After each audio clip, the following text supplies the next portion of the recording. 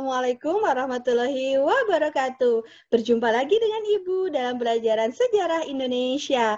Semoga kalian selalu sehat walafiat ya, dan tetap semangat. Kali ini kita akan membahas tentang perkembangan teknologi pada masa Paleolitikum sampai dengan masa Mesolitikum. Yuk kita simak bareng-bareng. Tujuan pembelajaran kali ini, setelah mengikuti kegiatan pembelajaran ini, peserta didik mampu yang pertama, menganalisis pembabakan waktu masa teknologi bebatuan, yang kedua, menganalisis hasil-hasil kebudayaan masa Paleolitikum, yang ketiga, menganalisis perkembangan teknologi bebatuan masa Mesolitikum. Yuk kita cari tahu.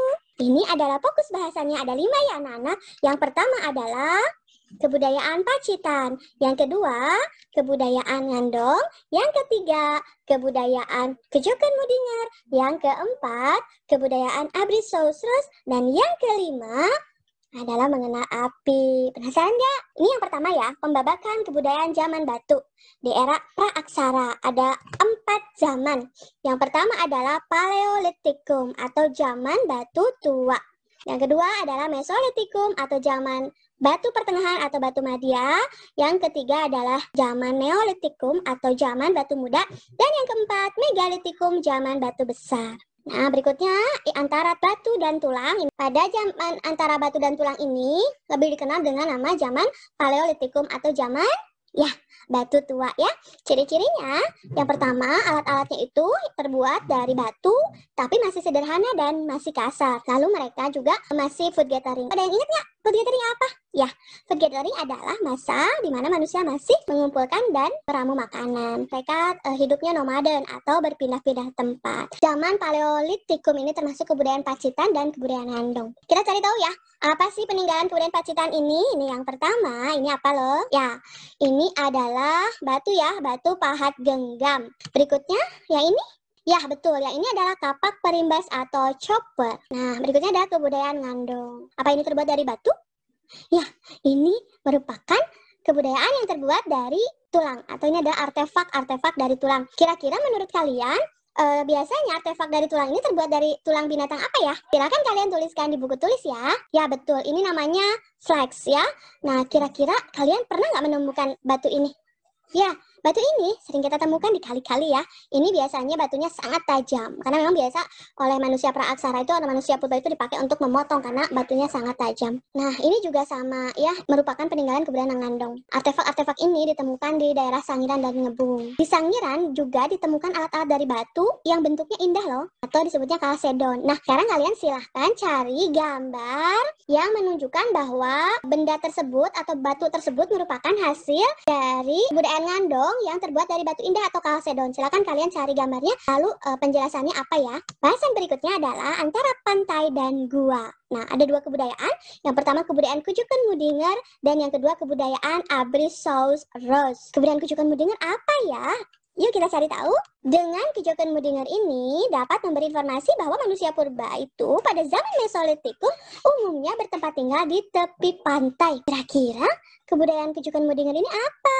Oke, kita nanti cari tahu ya. Di masa Mesolitikum ini juga ditemukan kapak genggam atau chopper yang lebih dikenalnya dengan nama kapak genggam Sumatera atau pebble. Berikutnya juga ditemukan kapak pendek atau batu pipisan. Nanti kita lihat ya. Batu pipisan itu apa sih? Mungkin kalian sekarang punya juga di rumah. Apa coba? Iya betul, sejenis seperti cobek ya kalau masa sekarang. Ya, berikutnya adalah kebudayaan Abricaucasus. Nah, kebudayaan ini adalah kebudayaan yang ditemukan di gua-gua. Abricaucasus ini adalah gua tempat tinggal ya. Kebudayaan yang ditemukannya adalah yang pertama ujung panah, terus flex, dan batu penggilingan atau batu pipisan tadi. Juga ditemukan alat-alat dari tulang dan tanduk rusak. Kebudayaan Kejoken Mudinger dan kebudayaan Abricaucasus ini termasuk ke dalam kebudayaan Mesolitikum atau zaman batu madya atau pertengahan. Nah, ini dia anak-anak. Ini adalah apa coba tadi? Ya, ini adalah Kejoken Mudinger yang terdapat di Pulau Bintan, Kepulauan Riau. Kejoken Mudinger ini adalah tumpukan-tumpukan kerang yang sudah membatu. Ini ditemukannya di pinggir pantai yang menandakan bahwa pada zaman itu manusia purba salah satunya mengkonsumsi kerang ya, sehingga kerangnya berbentuknya sampah dapur. Jadi Kejoken Mudinger ini disebut juga dengan sampah dapur.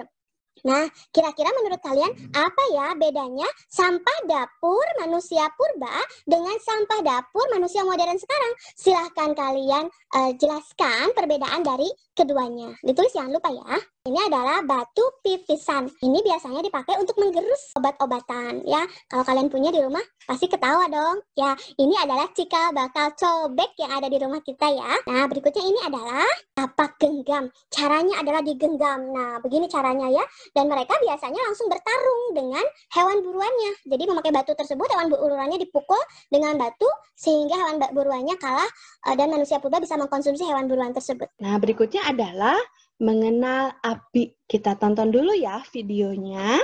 Menemukan api. Memang tidak ada yang tahu pasti bagaimana mereka menemukan api. Kita hanya bisa menduga-duga guys. Mungkin mereka sudah tahu cara menggunakannya sebelum mereka tahu cara menyalakannya. Beberapa peneliti menuturkan bahwa manusia purba menemukan api secara tidak sengaja ketika petir menyambar pohon yang lapuk dan membakarnya.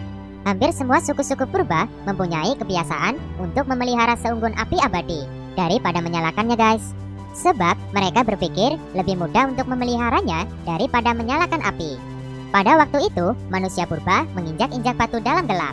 Mereka melihat percikan-percikan api saat batu-batu tersebut berbenturan. Kejadian itu berlangsung selama ribuan tahun sebelum mereka menjadi cukup cerdik untuk dengan sengaja membenturkan batu-batuan. Banyak alasan mengapa penggunaan api dianggap sebagai suatu langkah maju bagi peradaban manusia purba. Di antaranya dengan memasak menjadikan makanan lebih enak. Persediaan makanan dapat disimpan lebih lama dengan cara diasap dan diawetkan. Ujung mata perkakas juga dapat diperkeras di atas api. Api unggun dan obor dapat dipakai untuk menghalau binatang buas. Dan yang paling penting adalah bisa melindungi dari rasa dingin.